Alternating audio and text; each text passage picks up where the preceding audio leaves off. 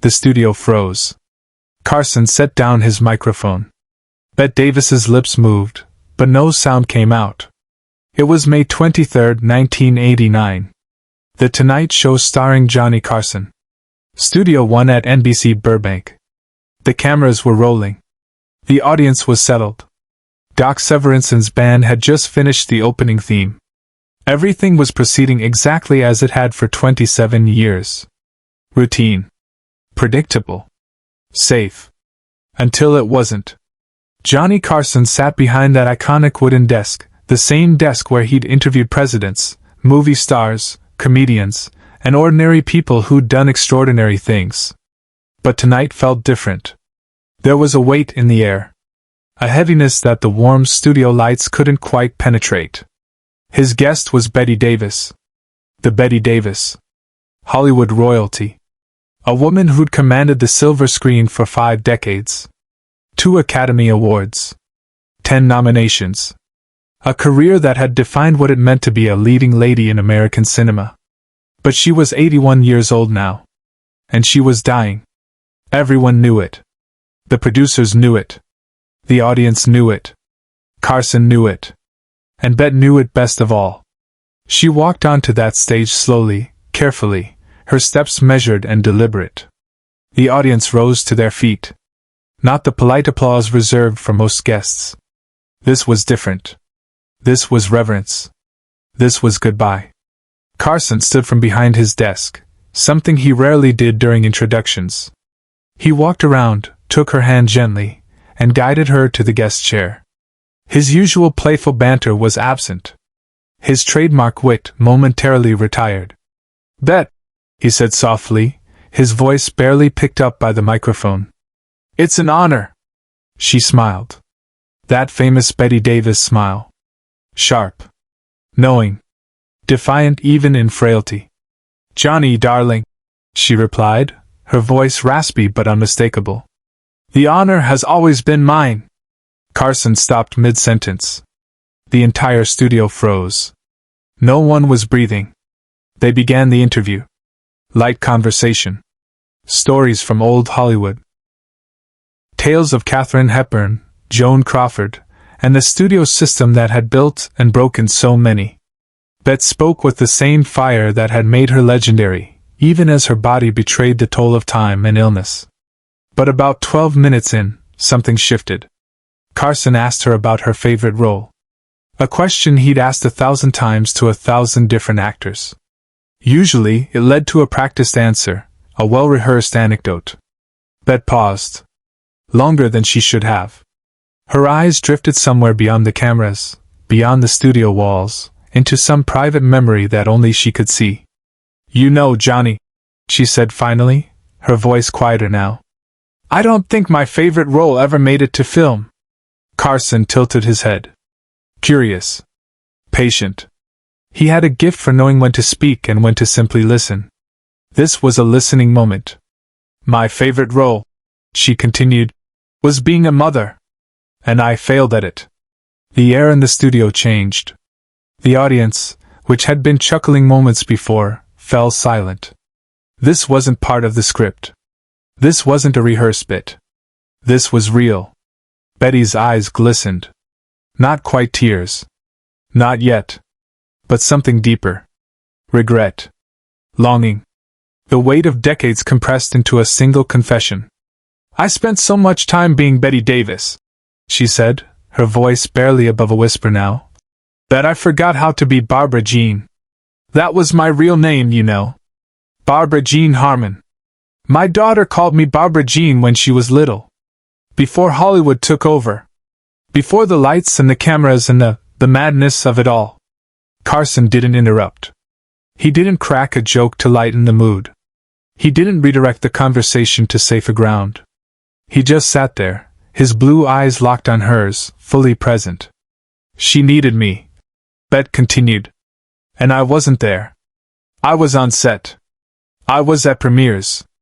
I was building a career. Building a legend. And I lost her in the process." Her voice cracked on the last word. And that's when it happened. Backstage, Carson made a choice no producer would have ever allowed. He stood up. Not dramatically. Not for effect.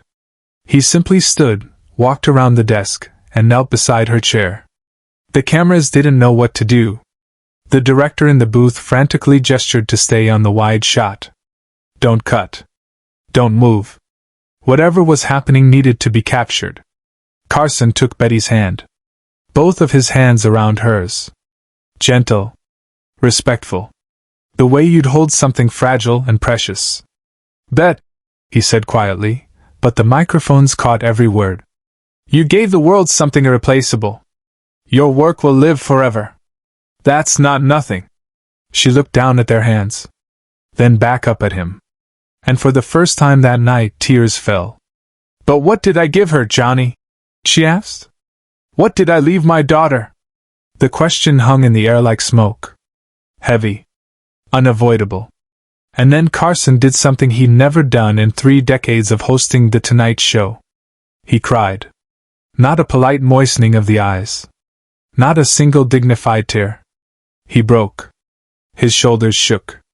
His voice caught. And the man who'd made millions laugh, who'd been the steady, unflappable presence in American living rooms for a generation, became human in front of the entire country. The band was silent. Doc Severinsen, who'd seen everything in his years on the show, stood frozen with his trumpet at his side. Ed McMahon, usually quick with a light-hearted comment, sat motionless in his chair, his own eyes red. The audience didn't make a sound. Not a cough. Not a whisper. They understood, instinctively, that they were witnessing something sacred. Subscribe and leave a comment, because the most powerful part of this story is still ahead. Carson didn't let go of her hand.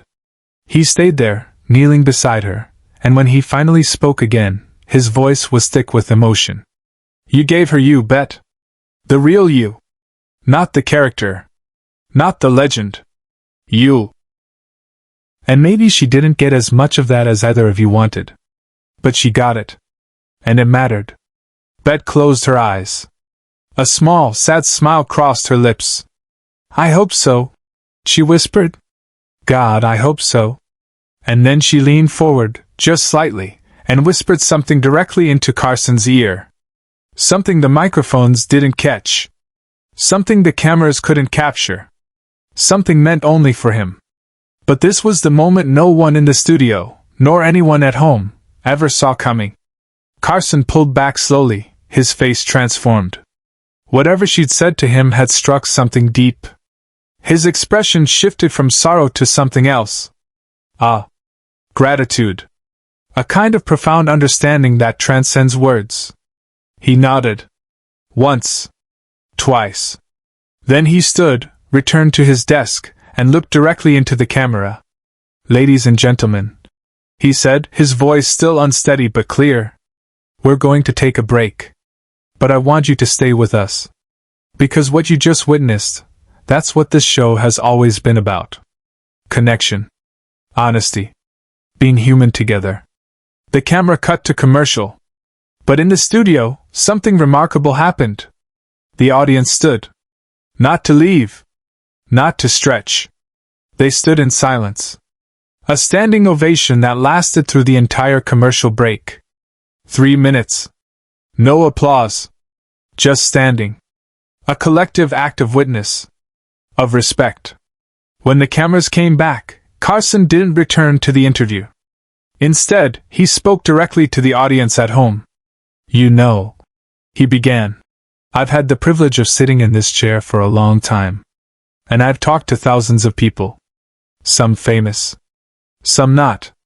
And I've learned something. The moments that matter most aren't the ones we plan. They're the ones that surprise us. The ones that crack us open. The ones that remind us we're all just trying to get through this thing called life with a little bit of grace. He paused.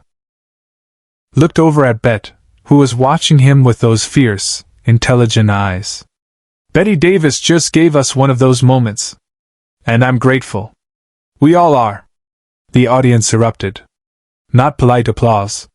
Not rehearsed appreciation. Raw, emotional, cathartic applause. People were crying openly. Doc Severinsen finally lifted his trumpet and played a soft, mournful note. Just one. Perfectly placed. Perfectly felt. Bette raised her hand slightly. A small wave. A gesture of acknowledgement. Of goodbye. The show continued for a few more minutes. Lighter conversation. A story about a mishap on the set of All About Eve. A joke about her famous feuds. The mood lifted, just enough. But everyone knew what they'd witnessed. Something unrepeatable. Something true. When the show ended, Carson walked Bette off the stage personally. The camera stopped rolling, but the crew stayed silent, watching as he escorted her slowly, carefully, through the curtain and into the wings. She stopped just before disappearing. Turned back to look at the set one last time. The lights. The desk. The cameras. The place where she'd said goodbye. Then she looked at Carson and smiled. "Thank you, Johnny," she said, "for letting me be Barbara Jean tonight." He kissed her hand. A courtly, old-fashioned gesture. "The honor," he said softly, "was always mine." Share and subscribe. Make sure this story is never forgotten. The network received over 10,000 letters in the days following that broadcast. Not fan mail. Not requests for autographs. Letters from people sharing their own stories of regret, reconciliation, and the courage it takes to be vulnerable. One letter came from a woman in Ohio who hadn't spoken to her mother in 12 years. She watched that episode, picked up the phone, and called. They talked for 4 hours. She wrote to thank Carson for reminding her that pride is a poor substitute for connection. Another came from a man in Texas who'd been estranged from his daughter.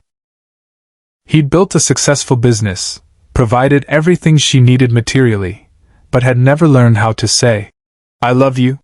He flew to Seattle the next morning. Showed up at her door. Said the words. Started over. Carson kept those letters. Every single one. In a box in his office. He never spoke about them publicly, but his producers knew. On difficult days, when the pressure of the show felt overwhelming, he'd pull out a few and read them. A reminder of why the work mattered. Bette Davis died 4 months later. October 6, 1989. In her home in France. Surrounded by people who loved her. But that night on The Tonight Show became legend. It was replayed on news broadcasts. Written about in magazines. Studied in film schools. Not because it was entertaining, but because it was real. The crew who worked that night never forgot it either.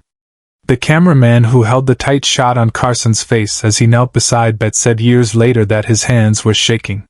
He'd filmed wars, natural disasters, breaking news, but nothing had ever affected him like watching Carson break down in real time. The makeup artist who worked with Bette that evening remembered how quiet she was in the dressing room beforehand. How she'd stared at herself in the mirror for a long time, touching the lines on her face, the marks of age and illness. "I want to look like myself tonight," she'd said. "Not like Bette Davis. Like Barbara Jean." The makeup artist had understood. She'd kept it simple. Natural. Honest. Carson rarely spoke about it publicly. But years later, in one of his final interviews before he retired, he was asked what Bette had whispered to him that night. The thing the microphones didn't catch. He smiled. That familiar, knowing Carson smile. "She told me," he said slowly, "that her daughter forgave her. That they'd reconciled before she got sick. That she wasn't dying with regret. She was dying with peace." He paused. Looked down at his hands. "And then she said, 'Don't wait, Johnny. Don't wait to tell the people you love that you love them. Because you never know when your last show is coming.'" The interviewer sat in silence. "Did you take her advice?" they finally asked. Carson nodded. "I did. I called my sons that night. All 3 of them. Told them things I should have said years ago. Bette gave me that. She gave all of us that." That clip, the moment Carson broke down with Bette Davis, has been watched millions of times since. It surfaces every few years. Shared on social media. Passed around like a precious artifact. A reminder of what television can be when it stops trying to entertain and starts trying to connect. In 2019, 30 years after that night, Carson's estate released a statement. They'd found something in his personal effects. A cue card. Handwritten. Not in Carson's handwriting. In Betty's. It read, "Thank you for seeing me. Not the star. Me. BD." The card had been tucked into a leather journal Carson kept. On the same page, he'd written a single line in response. "You were always more than the star, Bet. You were the reason we all believed in magic." That cue card is now displayed in the Museum of Television and Radio in New York. In a glass case. Under soft lighting. A small plaque explains its significance. But most people who see it don't need the explanation. They already know. They remember the night Johnny Carson stopped being a host and became a human being. The night Bette Davis stopped being a legend and became Barbara Jean. The night television reminded us why it matters. Not because it distracts us from life, but because every once in a while, it shows us life exactly as it is. Messy. Beautiful. Heartbreaking. True. And in those rare moments, we don't just watch. We feel. We connect. We remember that we're all in this together. Sometimes the most powerful thing a person can do is stop performing and just be present. Carson understood that.